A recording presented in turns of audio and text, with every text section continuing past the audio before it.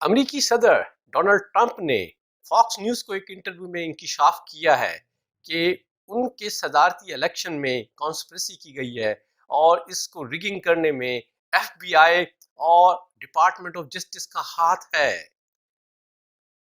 बिस्मिल्लाहिर्रहमानिर्रहीम। अस्सलाम वालेकुम। आप देख रहे हैं इदरीस रहमान यूट्यूब चैनल और मैं हूं इदरीस रहमान। और अब आते हैं आज के टॉपिक की तरफ। अमरीकी सदर डोनाल्ड ट्रंप ने अपनी हालिया मुनक्किद होने वाले अमरीकी सदारती इलेक्शन के ऊपर पहली मर्तबा किसी टेलीविजन को इंटरव्यू देते हुए कहा है कि ये इलेक्शन में रिगिंग हुई है और इस कॉन्स्पिरेसी में एफबीआई और डिपार्टमेंट ऑफ जस्टिस इन्वॉल्व हैं। उन्होंने कहा कि उन्हें इस चीज का इल्म नहीं कि उन लोगों ने ऐसा क्यों किया। उन्हें ये भी कहा कि उन्हें हैरत है कि जो बाइडेन ने कैसे बराक ओबामा से ज्यादा वोट लिए। उन्होंने ये भी कहा कि अगर इस बात के मेरे पास कोई सबूत तो नहीं है, लेकिन अक्सर डेमोक्रेट ये कहते हैं कि सदर डोनाल्ड ट्रंप ही जीत चुके हैं। उन्होंने ये भी कहा कि अगर आज इस जीत को एक्सेप्ट किया जाता है तो रिपब्लिकन याद रखें, तो ना फिर तो कोई कोई एक सेनेटर मुंतखब होगा रिपब्लिकन साइड से, और ना ही कोई सदारती उम्मीदवार जीतेगा, और हत्ता कि हाउस के लेवल पे कोई मेंबर भी जो है रिपब्लिकन नहीं होगा, क्योंकि डेमोक्रेट्स को तरीका आ गया है कि उन्होंने इलेक्शन को कैसे मैनिपुलेट करना है। उन्होंने कहा कि वो इन इलेक्शन के नतायज को तस्लीम नहीं करते, कि ये कोई पहला मौका नहीं है जब किसी सदारती उम्मीदवार ने इलेक्शन के ऊपर इस तरह के नताइज को तस्लीम नहीं किया और धांधली के इल्ज़ाम लगाए हैं। इससे पेशतर पिछला जो इलेक्शन था उसमें हेलरी क्लिंटन जो है वो उनको ज़राए आमा के दावों के लिहाज से वो उन्हें अक्सरियत के दावे थे, तो वो भी इसी बात पे करती थी कि इलेक्शन शफाफ नहीं हुए और इन इलेक्शन में धांधली हुई है। और इस हवाले से डेमोक्रेट इस बात की दलील देते रहे हैं कि अमेरिकन रशियन इंटेलिजेंस और पुतिन जो है वो इन इलेक्शन में रिगिंग के जिम्मेदार हैं और उन्होंने मैनिपुलेशन की है।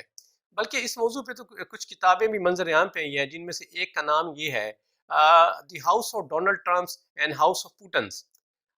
और इस किताब में इस बात को वाज़ेह किया गया है कि डोनाल्ड ट्रंप माजी में रशियन फेडरेशन के साथ बड़े अच्छे कारोबारी ताल्लुकात रखते रहे हैं और ये पुतिन के नुमाइंदे के तौर पे काम करते रहे हैं, और पुतिन ने अमेरिकी एडमिनिस्ट्रेशन में और इस्टेब्लिशमेंट में अपना बंदा जो है उन्होंने दाखिल किया है।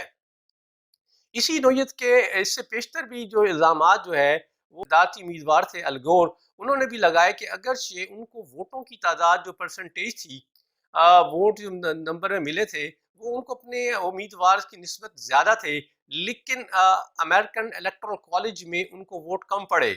उस वक्त भी धांधली का शोर मचा था। तो ये किसी भी अमरीकी सदर के हवाले से अब तक अपने किसी इदारों को बरमला नाम लेना, ये एक अमरीकी सियासत में एक नए ट्रेंड को ला रहा है। देखिए, इससे पिछले जो इलेक्शन थे तब भी ये बातें रहीं कि शायद बल्कि अलगोर के इलेक्शन से भी ये बातें शायद आई कि शायद इस टेक्निक को अमेरिका में इंपोर्ट किया गया है, और इसका इशारा कहीं पाकिस्तान की तरफ भी होता रहा। अब भी यार लोगों ने मजाक में बहुत सारे सोशल मीडिया पे बातें की हैं कि इन इलेक्शन में कहीं पाकिस्तानी हाथ नज़र आ रहा है।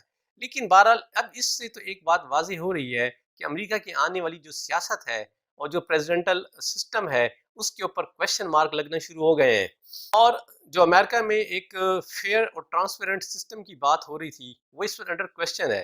अगर अच्छा इसी बात को अगर थोड़ा सा हम इन्फ्लुएंस लें, तो पाकिस्तान में भी पिछले कई इलेक्शनों से अपोजिशन का यही इस्तदलाल ये रहा है कि पाकिस्तानी इलेक्शन में टेम्परिंग होती है और इंजीनियरिंग होती है, बल्कि इसमें एक लफ्ज़ इस्तेमाल होती है सियासी इंजीनियरिंग। तो अब यही चीज़ें जो है अब अमेरिकन इलेक्शन में आने लग गई हैं। पाकिस्तान में भी ये इल्ज़ाम जो है वो एक मुक़तदर इदारे की तरफ जाता है, और अब अमेरिका में भी एक उम्मीदवार जो हैं जो कि एक सदर भी रह चुके हैं, वो अब एक और अपने मुक़तदर अपने इदारों के ऊपर लगा रहे हैं।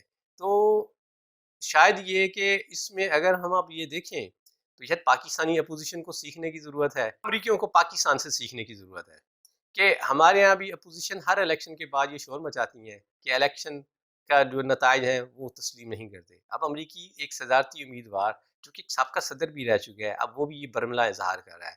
इसी नौयत के इल्ज़ाम आजकल हमारे एक सबका प्राइम मिनिस्टर लगा रहे हैं इदारों के ऊपर। अब अमेरिका में एक अभी जो प्रेसिडेंट जो कि अभी अभी कुर्सी पे बैठा है, उसने अपने इदारों के ऊपर उंगली उठाना शुरू कर दी है। تو یہ کچھ سملیرٹیز ہیں اس میں۔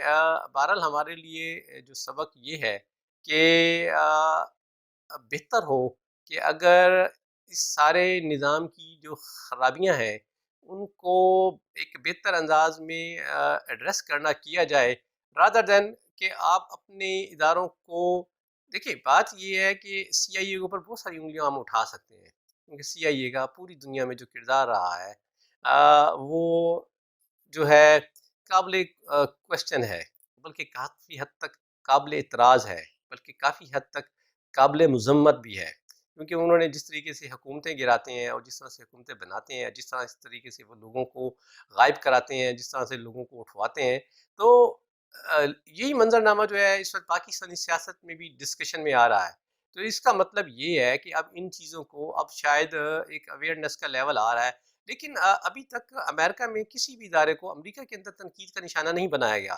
دیکھیں سی آئی اے کا جو کردار ہے یا جو ایف بی آئی کا کردار ہے، اس کو آج تک وہاں جو ان چیزوں میں نہیں ڈسکس کیا گیا، بلکہ آپ یہ دیکھیں کہ امریکی اسٹیبلشمنٹ میں ان ایجنسیوں کا کیا کردار ہے کہ ان کے جو سابقہ لوگ ہیں وہ بعد میں سیکرٹری آف اسٹیٹ کے لیول پہ بھی آتے ہیں۔ ریسنٹلی جو سیکرٹری آف اسٹیٹ ہیں مائک پومپیو، وہ سی آئی اے کے ڈائریکٹر رہ چکے ہیں۔ اس سے پیشتر جنرل کون پاول ریٹائرڈ بھی ریٹائرمنٹ کے بعد امریکہ کے سیکرٹری آف اسٹیٹ رہے ہیں۔ تو جو نیشنل سیکورٹی ایڈوائزر بھی ہیں یا پینٹاگون میں بھی ہیں، ان میں بھی ان ایجنسیوں کے لوگوں کی انوالومنٹ رہی ہے۔ تو یہ پہلا موقع ہے کہ اب امریکہ میں ان ریاستی اداروں کے اوپر بھی اب کوشچن آ رہے ہیں جن کی آلریڈی مطلب پوری دنیا کی سیاست میں آلریڈی ایک نام رہا ہے۔ تو دیکھیے کہ اب یہ امریکی سیاست کی جو کروٹ ہے یہ کس کروٹ بیٹھتی ہے اور اس کے نتائج کیا آتے ہیں، کیونکہ بہرحال اس کے نتائج صرف امریکہ تک محدود نہیں رہیں گے، اس کے نتائج دنیا میں اور بھی نیچے تک آئیں گے۔ یہ تھا آج تک کا میرا ولاگ۔ تو آپ کو اس حوالے سے یہ پسند ہے تو آپ اسے شیئر کریں اور لائک کریں، اور ادریس الرحمان یوٹیوب چینل کو سبسکرائب کریں۔ خوش رہیں اور آباد رہیں، اور اللہ تعالیٰ آپ پہ کو وباؤں سے بچائے، آمین۔ خدا حافظ۔